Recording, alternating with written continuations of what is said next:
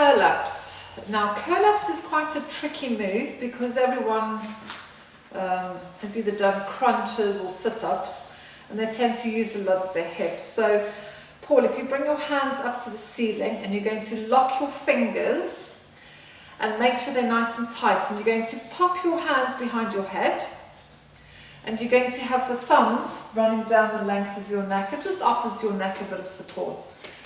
Now in this position, you'll notice that Paul's elbows are in his peripheral vision. If you take your elbows really wide, this starts to send the rib cage up, which then starts increasing this arch in the lower back. So if you bring the elbows a little bit wider, it just helps you to settle this.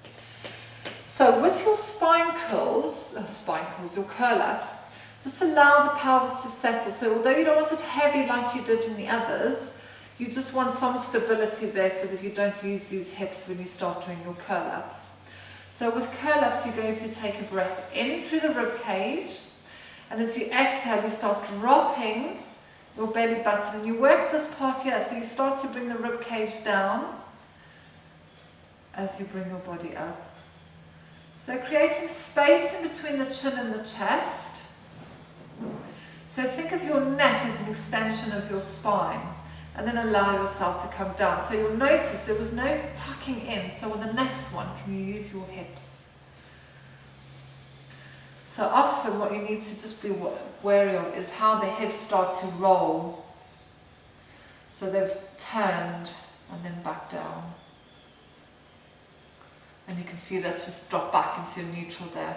So ideally you want to keep this in neutral. Often these little muscles over here will fire up, so that's where you can look. So if you do one more inhale, just creating space in between the chin and the chest. Imagine you have an orange underneath your chin. This is the area to focus on your curl-ups. The more you focus on that, the more it will naturally bring everything else up. But all these muscles are working to push that down into the floor. Breath in again, and then exhale as you go back down. Marvellous. And that's curl-ups for you. Again, that's just, it helps to lengthen this part of the spine over here, and it's also working your core muscles, and it's abdominal muscles, that one. So that is curl-ups for you. Bye!